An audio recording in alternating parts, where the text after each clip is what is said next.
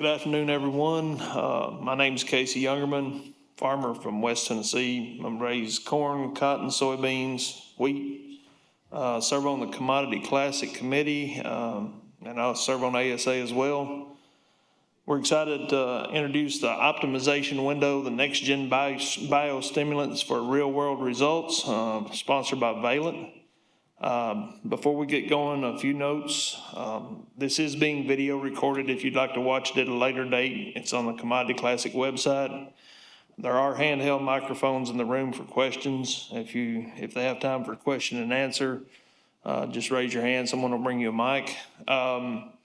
This session is approved for CEU credits. There's a sign sheet at the back of the room. And please fill out the evaluations for the Classic Committee, and thank you for attending. Now I'll turn it over to Ben Dahlstrom.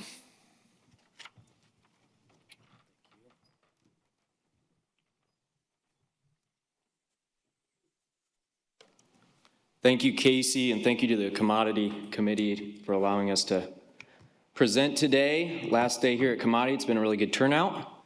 Good turnout to celebrate the 30th anniversary. So, topic of today's discussion is going to be around unlocking the optimization window with next generation biostimulants. What we'll cover today is a little bit who we are at Valent Biosciences. The market overview, we'll just do a quick touch through that, looking at biostimulants and where they kind of fit today in today's market, and then looking at the optimization window and what that means, and then transitioning into next generation biostimulants, and then we will have time at the end for some questions and answers. So, as Casey said, my name is Ben Dahlstrom. I'm the Director of Sales and Technical Services at Valent Biosciences. With me today I have Drew Harmon. He's our Midwest agronomist, University of Illinois graduate, and prior to joining us at Valent Biosciences, he was at CNH. And then at the end here, we have Mr. John Buck. He is an Ohio farmer, influencer, connector, and the inaugural winner of our Biostimulant Innovator of the Year Award. So glad to have these two join me here today. So as we jump in here on who we are at Valent Biosciences, a biostimulant firm, a biorational firm based out of Libertyville, Illinois. That's our global headquarters.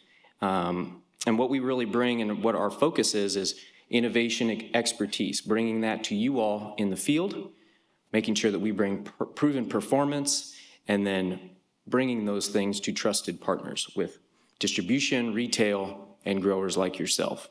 How we do this is through 60 years of experience driving that biostimulant technology, making sure that we have research and development backing, and then the performance and the driving the return on investment. So as you're positioning products on the field, you're getting the response that you expect. And the last thing with trusted partners, we really find this strategic because communication and trust is really a driver in this space with biostimulants, and making sure that we understand what your needs are and that we can pass that back and fit those expectations. Why we do it? It's our core competency. For us, we take pride and a lot of passion in this biostimulant space, making sure that we bring effective tools to you. We know that you have a lot of challenges in today's current market, and we want to make sure that we can deliver those solutions in an effective manner. We want to make sure that as you bring products on, that's maybe not just Valent Biosciences, but that we can help you in that asset, and that facet of being able to drive and get the response that you need so that every single acre you can feel confident in. And then, again, like I said at the beginning, it's our core competency. It's what we do. This team, between Drew and myself, and then our national team, we only focus on biostimulants. So we really drive that expertise and bringing that to you all in the field. As we look at what we bring and how we do this through our research and development, we're backed by Sumitomo Chemical. That's our parent company. And what that allows us to do is really expand from not just the U.S., but a global reach to be able to pull resources from across the globe. As we look at the communication side of the world today, the world is shrinking. Mr. Buck Not that, well, you just got back. He was over in Israel? Israel and Egypt. And Egypt.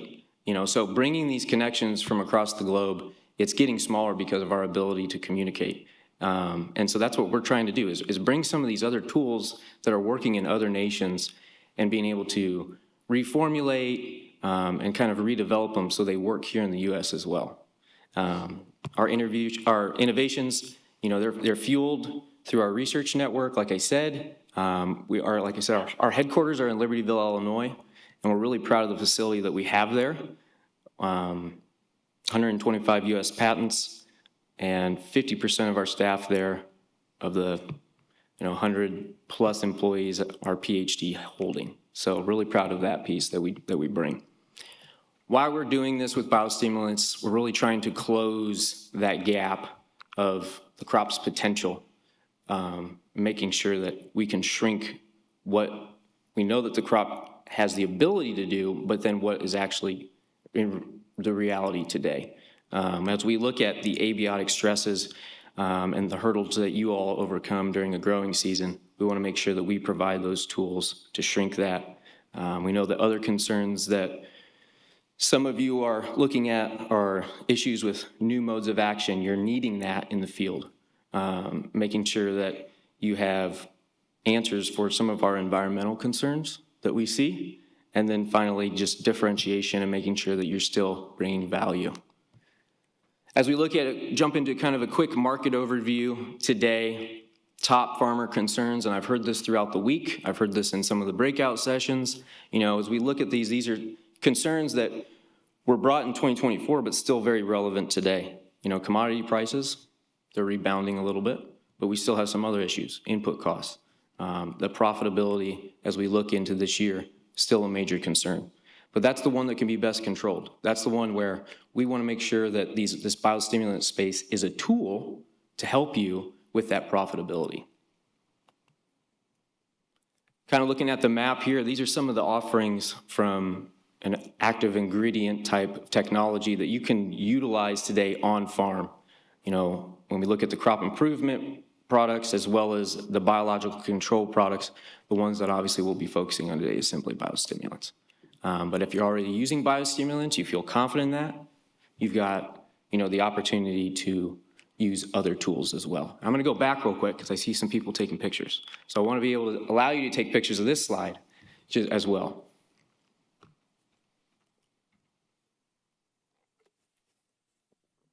All right. And what we know about biostimulants today is they're being utilized. You know, biostimulants have been here for quite a number of years. This isn't a new idea, but what we're seeing is growth.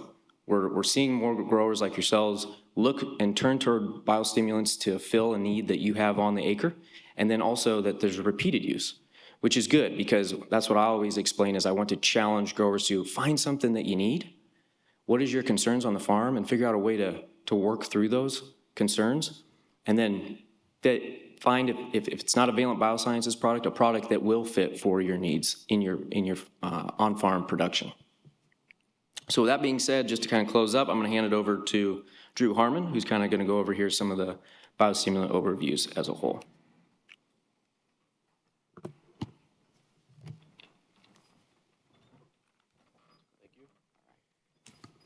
All right, y'all hear me well? Good. Sort of piggyback on what he was talking about. That slide was very massive, right? And it can cause, you know, a lot of confusion. I think, and where a lot of that confusion arrives is there's not a whole lot of clarity from top to bottom, whether we're talking to, you know, growers, you know, academic expansion, or, you know, the media as to like how we classify or categorize biostimulants. We're making progress. So last year there was some legislation and a bill to where biostimulants would start to be regulated with an amendment to FIFRA, similar to that of PGRs. But as we sit today, we kind of have to fall back on the 2018 Farm Bill. And basically what the 2018 Farm Bill said is that the U.S. defines a biostimulant as a substance or an organism that when it's applied to a plant we're going to get an increased nutrient uptake or water uptake or nutrient use efficiency. And then it could also provide some tolerance to an abiotic stress. And the overall goal of using anything is to ultimately drive an increase in yield or an increase in crop quality. The crop quality piece can actually be quite important, especially when we are looking at like those high value specialty crops. Now, how they're categorized today, they're usually categorized by their composition. So we have organic acids like our flagship biostimulant Transit, but most time folks will associate an organic acid with your humic acids or your fulvic acids. We have extracts as a category, and that's primarily your marine products like your seaweed or your kelp extracts. And then from a microbial standpoint, this is actually probably the original biostimulant or biological, right? You guys have probably been using like your rhizobium inoculant on your soybeans for quite a while. But it also includes your mycorrhizal fungi or your N fixtures, your P solubilizers, products like that. And then sort of like round out the list, we have like our amino acids and like our protein hydrolysates. Where it gets tricky is how these products are placed, or what claims they have is they pretty much are all producing similar claims across the board, which I imagine as a grower is very frustrating, right? And they also claim to do multiple things. I mean, heck, I think microbials right there, it checks every box across the board. But really, in reality, biostimulants are not a silver bullet. They do have limitations. Like even if I look at this very beautiful piano bar chart graph, I would guarantee you like this would be positioned or marketed as this product has over an 80% success rate in the field. But when we start taking in things like commodity prices and input costs into consideration, that graph will shift a little bit. It's probably closer to a 50 or 60% success rate from an ROI perspective. And when that starts to break down, or why did it not work everywhere, or why didn't it work the same here or there, that's going to be an interaction of what environment was that crop growing in, what was that crop, and ultimately the big one are the cultural practices. Like what management practices are you guys currently doing that are going to drive whether this will be successful? And I say that because really those key factors right there are what are setting the yield potential of your guys' crop, right? That's what sets the yield potential, and then really biostimulants could be a tool to you to help preserve or protect that yield potential. To sort of drive home what I'm going, and I'm gonna steal a slide from my old advisor, Dr. Fred Bilo at the University of Illinois. I'm sure you guys have probably seen this over 100 times over the last 20 years. But essentially, these are the 7 factors, or the 7 wonders, as he calls it, that contribute to a 260 bushel crop, right? As we can see, the environment, Mother Nature does reign supreme at the top. But what I'd like you to key in on are the majority of those: your fertility, what planting rate are you going out, what are your tillage practices, right? Or what is your cropping rotation system? Those are your cultural management practices that are setting the foundation. And really it's the last factor, the PGRs or biostimulants, that need to interact with everything above it. And so the point I'm really trying to drive home is we really need to understand what management decisions you guys have currently made or are going to make to understand if we have a product that could fit within your system, right? And then it's my job to go out and talk with the retailers and the growers, and we really need to understand what production problem do you have, or really what pain point are you trying to solve, and whether or not we do have a tool that we can use to help alleviate that problem, right? When I'm out in the field, the majority of the pain points that I hear from growers are, say growers are starting to plant earlier and earlier now, right? So they're talking about having delayed or uneven emergence just from planting in a colder environments. Or say in situations, what we've heard a lot this year is, we may or may not be cutting back a little bit here or there to make things more profitable. So when we get that massive demand for vegetative growth early on, we may be putting ourselves into a stressful situation when it comes to getting those solar panels out there and making sure they're operating correctly.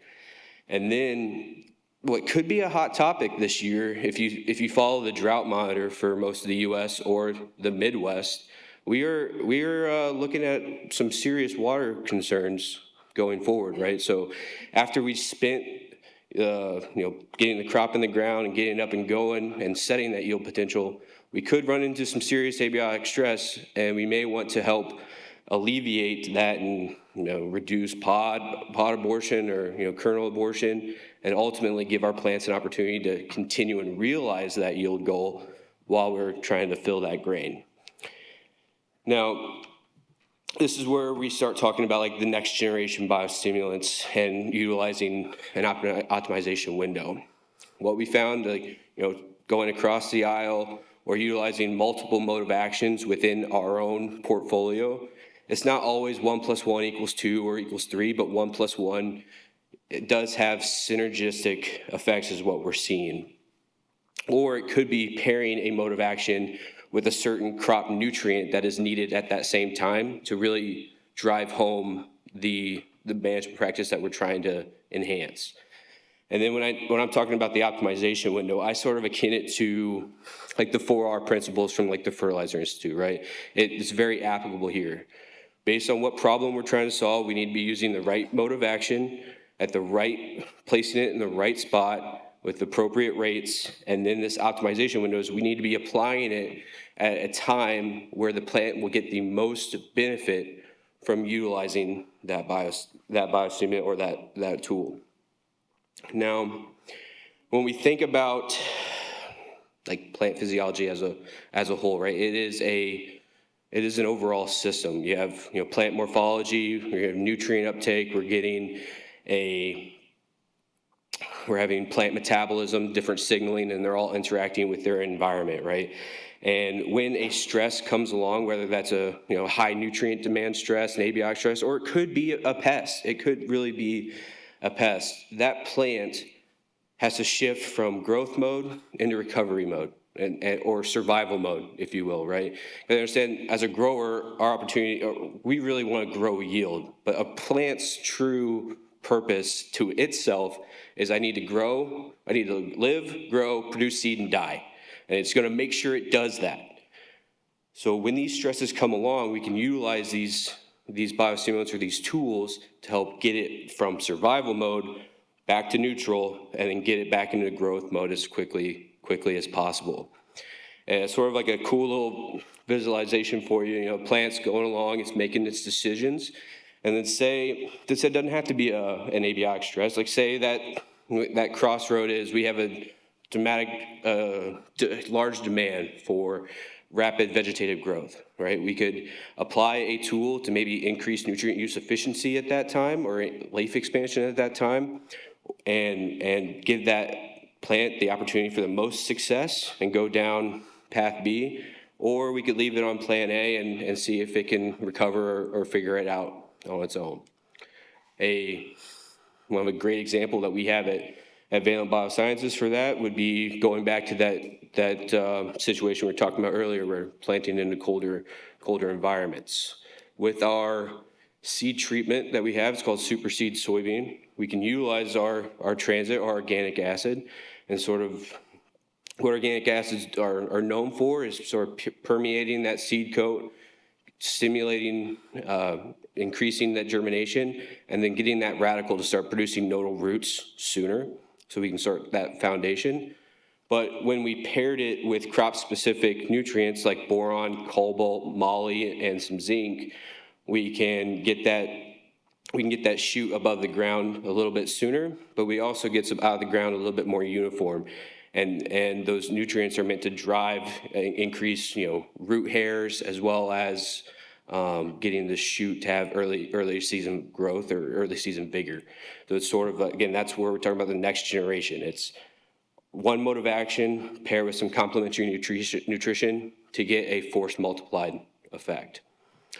Going back to those pain points I was talking about earlier, I won't go through all of them, But if you guys do have some questions about some possible solutions, I encourage you to ask during the Q&A, or please stop by our booth at 1443, and we can have a little bit more of an intimate conversation as to how we talk with growers and then what products we position in certain problem areas. With that, I appreciate you guys' time, and I'll pass it back to Ben.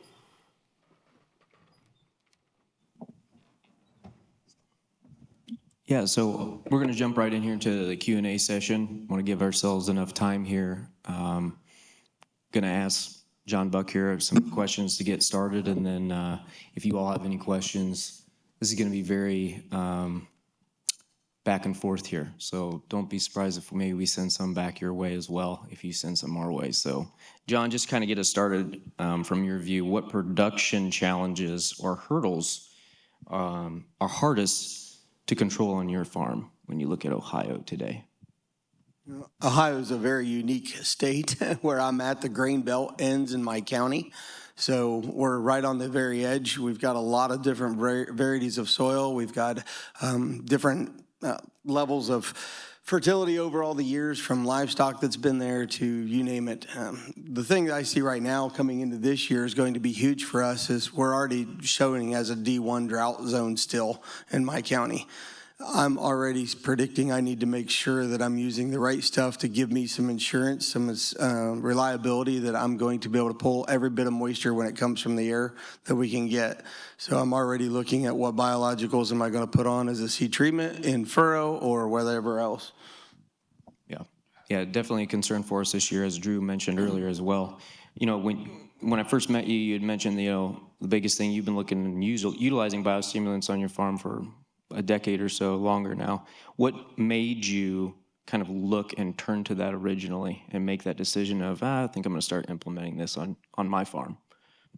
Well, I realized that doing the same thing over and over wasn't working, and I watched my dad do that for years. And literally, he told me more than once, you know, go away from the farm, learn work for somebody else, and learn all that you can. And he passed away 27 years ago unexpectedly, and I had to jump in and take over the farm. I had to figure out how to make that profitable real quick. My mom still was relying on the income coming off of it, and now I'm going to do it. 10, 15 years ago, I started looking at some different biologicals, and what was it? Even at that time, most guys didn't have a clue, and we really didn't have that wording out there. So the first thing I did was, you know, what can I do that's a simple button to start with? Something that I can measure on my farm really simple, whether it was a seed treatment applied or a planter box applied or maybe a foliar. Probably even my banker was one of the first ones we were talking about. He says, well, what about some foliar fertilizers that we can do? And, you know, just something that we could add in season when we needed it. And it's like, well, okay, well, that's thinking different. We hadn't done that. So that whole process just started down the road for me and seeing what's available, what's out there. I'm literally sitting in this room and I can see 5 other biological companies at least out here that's got products that I've worked with in the past or, you know, have relationships with. So it's really interesting to see the reasons of why we have this coming down the road. Yeah. As you look at kind of some of the changes that you made early on, was there any immediate changes that you saw in season when you added those different types of biostimulants and tools when you brought it onto the farm? Well, a few of them, just, you know, one of the first ones was probably, I had an emergence issue one time. I'd split the planter half and half and with one treatment and one without. And literally the treatment side came through and we got just one of those little rains that made it crust over really fast. Couldn't get a rotary hoe out of the barn fast enough to try and save it. And I literally had to go in and replant every 40-foot section in between there to try and do it. And that was one of the first biologicals that said, wait a minute, something changed here, something happened. And that was an eye-opening one real fast to say we've got to look at this more and more. And that's why I'm really tell a lot of guys to, you know, find your trusted source. When you're sitting talking to somebody, whether it's somebody like Drew or some of the others out here in the audience, as you're sitting there talking, learn the products, learn how it works on your farm, learn what you need, because one does not fit everything. One application across the board doesn't work. We're finding that more and more. There's some few products that have a wide variety of uses and fits, but we're still, each acre is independent. Yeah, I think that's a good point that you made there as well, just as far as, you know, looking and evaluating and seeing the changes and evolution. kind of going back to a slide that I presented earlier of just kind of the market as a whole, as we see continued use, repeated use, right? You may not see that response. You might get 50% of what you expected, or the claims, but that's good enough to maybe look for the next year, because maybe it was a timing, maybe it was just a rate issue, kind of continue to reevaluate that. If you see a response, and it could be very small, look at it again. Bring something else on to kind of compare it with. Thanks for mentioning that, because that's kind of one thing that is a big piece for us, is you're not just going to see it 1 year. You got to kind of evaluate some of these different tools multiple years to really get an understanding of what they really can do on farm. So, Well, I think Drew's thing that was up there from the guy from the university that, like 70 bushels was from water. Well, we've kind of not had the water in Ohio the last few years. Now where's it coming from? What are we doing? But I think the biological piece and biostimulant at that 10 bushel, that's way off anymore. If you're doing the right things, that can really be adjusted up and down really fast, what that percentage can be. But again, you've got to sit back and analyze this stuff. You have to try and figure it out. I've used a lot of products that didn't work. I'm going to tell you that right now. I've seen plenty of them. But it wasn't one to go out and badmouth them and find out that, hey, this just was a terrible product. Why didn't it work was the question that should have came out next. And if somebody will sit down with you and work through that, then you kind of come back to the answer that, okay, wait a minute. It might have been something I did. Most of the time, it's something that we did ourselves. I worked with a local farmer. He was running 5,000 plus acres, and the one spring he's like, and I was literally making certain all the seed was to the planters and where it needed to go. And some of you guys will appreciate this. He spends all the money getting the seed guys to tell him what seed and what varying rate it needs to be and what soil type. So that planter, when it goes across the field, is varying from 32,000 to 44,000. It's doing what it needs to at each soil type, and it's got the varieties in there for his soil. And he had always put a biostimulant on too. And then all of a sudden one year he's like, well, I'm not putting that on this year. I was like, why not? Well, I don't know that it's working for me. I just started chuckling. I said, you don't know that it's not. I said, there's a reason you started using it and you continued to use it. Why are you not still using it? Immediately we had somebody in a pickup truck running and picking up product to go. But then the next step he went to, he's like, we loaded the planter for what field he was going to go to. All this prescription stuff ready to go, right? That field's not quite ready. So he went down the road to a different field. Now you tell me what just happened there. He went to a different field with different variety than what was planned for that field. Everything was set out for. I don't want to hear him say that some product didn't work because it wasn't, because it was that product's fault when you completely blew your whole plan right off the bat. You went to another field, planted varieties that weren't supposed to be in that soil type at rates that they weren't supposed to be planted at because it was varying.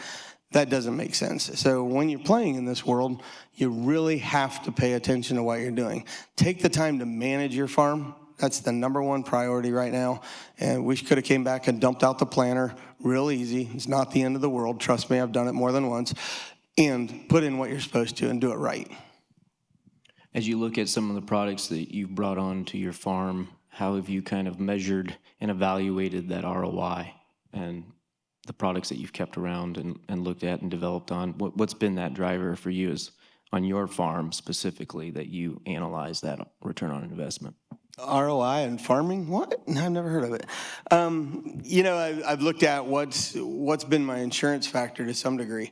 I have a level of insurance in my mind, and I don't mean that in the crop insurance, but when I use a product that it might not make me any money, but it probably didn't lose me any. It might have broke even.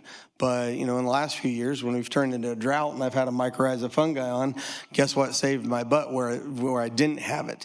It was because I had that there. So at the end of the day, I made my money back and I was able to keep part of that crop around that wasn't going to be there otherwise. And, did I have a record crop? No, not necessarily. But I also didn't have as bad a one as I could have. Most of us do not want crop insurance checks. We don't really care for picking and collecting those. Well, thank God we have them because the bank wants them. But, I always tell people when I'm out talking, I said, we put $1 million in the ground and pray that it's going to come up. Well, I want to do a little bit more than praying. I want to make sure I'm using a product that's right for from my farm. So over the years, I've tried different stuff, figured out where it fit, the application. You don't have to go whole hog with stuff. Maybe just do 10 acres somewhere, 2 different soil types, split the planter, and then keep track of your data.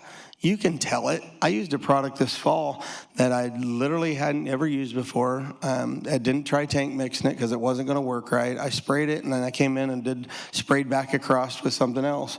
And night and day difference, I could tell in the grain bin as the beans were coming in that something was different about it. I could hear it. Just the beans banging in the bin. It went from 9.5 to 10% moisture to 13. Very interesting. So pick up on these clues. Turn the radio off. Pay attention to what's going on. But probably the number one thing, too, is what we've seen, and Drew, you probably see this, how many guys do the 55-mile-an-hour drive-by saying, oh, it looks good, versus walking out in the field and finding out what really is going on. Some of my guys were out walking in the field this fall saying, man, that corn's going to be fantastic.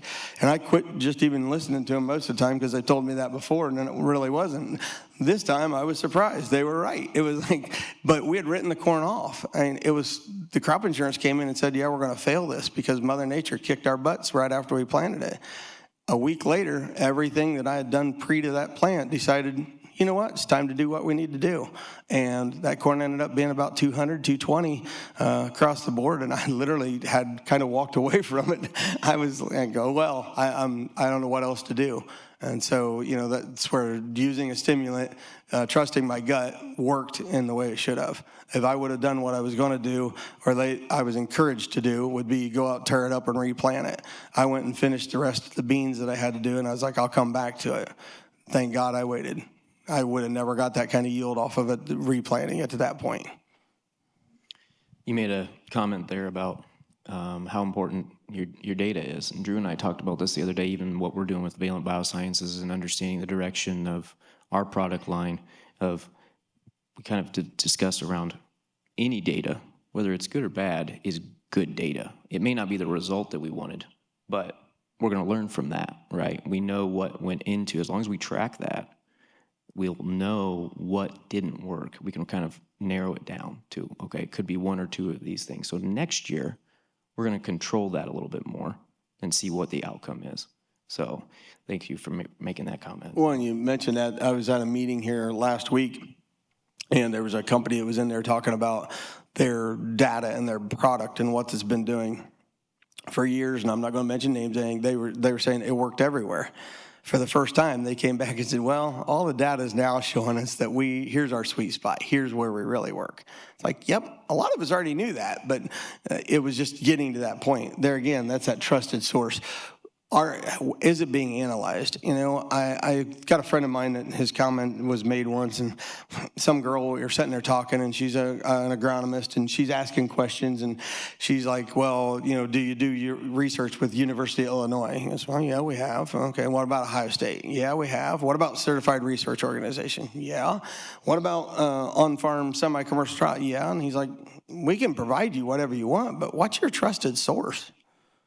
And she's like, what do you mean? He goes, well, who are you going to listen to? You ask about all these, but which one is it that you're going to read? Is it you're going to ask your neighbor, and what your neighbor says works? I don't ask my neighbors, but what works, what doesn't? I want to know where your trusted source is. And then, maybe it's a guy like Drew that's coming onto your farm talking about products. I trust this guy for what he's working with me. He's asking the right questions. I've sold biologicals for a lot of companies, and I've literally told guys before I wouldn't sell it to them. They're like, well, aren't you in sales? I said, yeah, but you're not the candidate for it. All you're going to do is come back and bitch at me and say it didn't work. You're going to say, well, this failed. Well, why did it fail? Because your system didn't fit into where that was going to work. If you're sitting here telling me that you're doing all these right things, I've told companies before, I said, you might use this product once or twice, and then you probably won't need it because you're doing the right stuff. It's going to do this. We'll look at what's the next thing. On my farm, Ben and we were talking the other day, and I said, when I plant that seed, I might have different things on as a seed treatment, and that I'm going to have that benefit. I also might look at what I'm putting in the planter box as a planter box flow, talc, graphite replacement, dust, whatever it is. What's that work into my system? And then what other biologicals can be included in there? What might go in my liquid starter and furrow? What might go in my spraying later? It's a system. And, if I'm lucky, my seed's getting something that it needs the moment moment it's germinated, and then it hands off to the next thing, to the next thing, to the next thing. There's kind of some theories to that. I had a guy tell me once, he goes, oh, we use this product. We had the best emergence in the world out of it. And I just chuckled. I said, dude, it has nothing to do with emergence. It's not even doing anything for 30 days. So I don't think that was it. It was probably the carrier that was in it that was the difference. He had never thought about it. So make sure you attribute your successes and the failures to the right thing. But most of the time, it's us. Thank you. We've got about 10 minutes left, so I do want to open up the floor for any questions that we have in the audience. I've got some runners here, so just raise your hand and we'll open up any questions that anyone might have. There's a lot of smart people in this room. I can see them there, back there. But come on, Tom, you got a question probably. And this can be for any of us. And if you don't, then I'm going to start asking questions for you all, because I don't think anyone wants to continue to hear John answer the whole session. Yes, sir.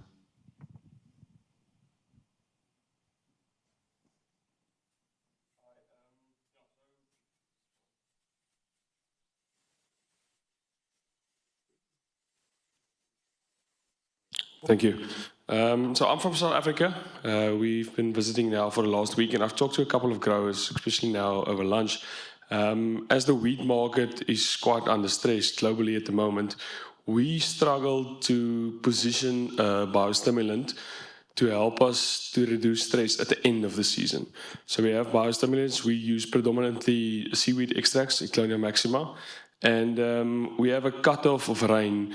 So we plant winter wheat, and the cutoff is about after pollination. So we don't get any grainful. So we sit with a massive bunch of vegetative growth, big plant, big ears, looks fantastic, but we can't fill them. Do you guys see any merit to apply biostimulants that late in the season? I know it's a bit of a gamble, and already with the wheat market under pressure financially, we are struggling to see if there is any merit in doing it. Sounds like the guys in Montana does struggle with the same kind of problems. So it's not basically a big question, more a comment, but I would like to hear your view on it. I'll have Drew take this one for you. Sure. Is this close enough? All right. And the answer very well, it may be that it's not a biostimulant. A product or a application or a tool that you could look into at that time would be actually a PGR. If it goes out around heading, so pollination, about the last cutoff that you're talking about, and we have some really, really good research with our R&D and our pipeline looking at, sialic acid for sort of like drought priming, but also it's all about moving sugars from the flag leaf and the rest of the tillers up into the head and increasing your overall grain weight. So you may, like I said, the solution may not be a biostimulant, and it could be somewhere else. And we've seen this as well with even some of the technologies that we have. I mean, we've used seaweed extracts in some of our own products, and some things that we've noticed is, like Drew had mentioned earlier, about turning that plant on and off and bringing it in different patterns, right? Later in the season, we've seen that as we're trying to, hold that pod fill and make sure it doesn't abort, or if we're trying to fill grain, especially in its wheat, or if it's corn, we turn something back on in the plant that late, and it actually has a negative response. And so it could just be, the active ingredient and the mode of action that you're putting out at that late in the season. So, yeah, thank you. I got a comment on that one too. And you must have been in the same establishment I was last night with the Montana farmer, because he was asking about his wheat, same thing. And my question to him was, I said, if you're seeing the same thing over and over, this is a rescue. You're looking at a rescue thing. What can you do? But maybe there's something you do on the forefront that sets that weed up so it doesn't get into that. So that when you do trigger a PGR, you've had it can handle it. As like Ben said, it goes negative sometimes. Well, if maybe it's something that we're putting on the root to, when it's building a better root base, that when we trigger it with PGR, now it can say, yep, I can find it. I can do what I need versus, setting and saying, well, I don't have the structure to do it. Same as us. We're not, giving a steroid to somebody that, it doesn't have the structural ability to handle. It's not going to do any different. So you've got to have that origination ready to go. So you might want to, if you're seeing it over and over, what do we do maybe at the very beginning that's going to help when you have to come in with this rescue plan? Do we have any other questions?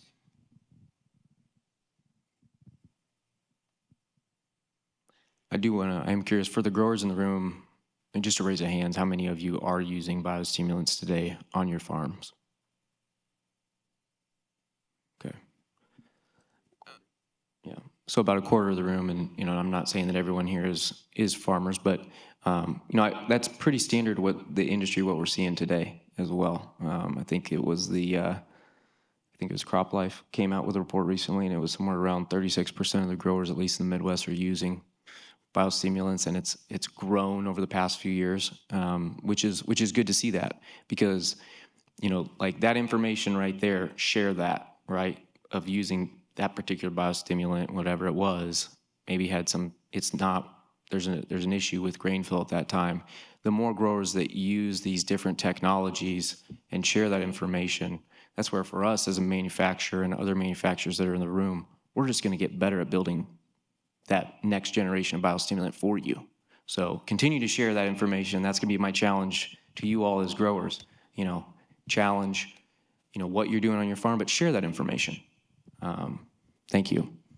John, I do have some questions around mode of action and understanding. How important is understanding the mode of action of some of these technologies on your farm? How important is that? Well, I think that's probably more important than anything. I'll relate it back to medicines that doctors give you and stuff. Is there's a point in time when they want you to take it, how to take it, and the usage. And the same as these. If somebody tells you this is, I had a great example once of where somebody said, well, I want to put this on, I'm going to run it foliar. And we're like, what part of foliar doesn't work did you not understand? It is a seed treatment, soil amendment. It needs to be on the seed as an inoculant there. Foliar is just wasting your money. You're not going to gain it. So learn those mode of actions. Learn where they fit into your protocol. Guys will sit out here and say, well, I don't have starter fertilizer. I can't do that. Okay, then what works into your situation if it's not going to be there? Find out where it fits. I mean, just the same as using drones right now. There's certain things that you don't want to run through a drone because you don't have the droplet sizes or you don't have the amount of water carrier that it requires to do. So educate yourself on where that needs to be used and how you need to use it. That is the most important thing to it. Drew and those guys out there recommended products are not telling you, they're telling you how to use it. They're not telling you how to misuse it. And that's what you need to pay attention. I'll ask one last question before we have to wrap, John, and that's just what advice would you give growers that are looking to implement biostimulants on their farm? Just last question to close us out. If anybody's thinking about using it, now's the time. The economy's showing us different stuff. I'll guarantee you're going to cut back on something somewhere probably. Just fact of it is, but don't cut back on trying something new, something that's different than what you've been doing. We're not, all these guys that are top yield winners and all that are doing things outside of the box. You don't have to do that complete package by any means, but figure out something that you want to try and do. What's easiest for you to try and adapt into your situation? Because, a lot of you are the same as me. You might have somebody else that's loading the planter, somebody else that's running the planter, and you got to make it so the easy button's there. There's a company that I know of that guy he got all these products and we're going to run it, and at the end of the day, they get back to the shed, and he's like, why do we have these? Well, somebody forgot to take that product out with them, so they only used half of the package of what they were going to do. What in the world?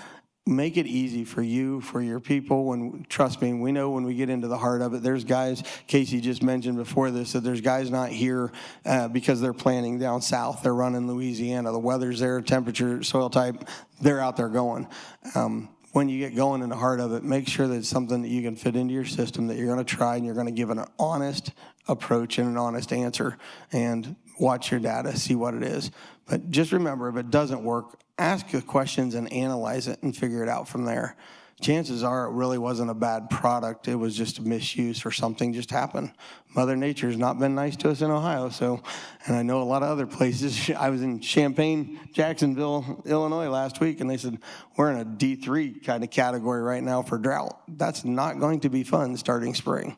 So try something, give it an honest answer, an honest shot, and just see what works on your farm. Thank you. I do want to thank again the commodity for allowing us the time here this afternoon to share this space and this information. I want to thank John for joining us today, as well as Drew joining me up here, and thank you all for attending. If you have any questions, we'll be hanging around, or you can also join us at our booth after this, and obviously there's some other manufacturers in here. So let's continue this conversation, ask questions, and keep the discussion going. Thank you.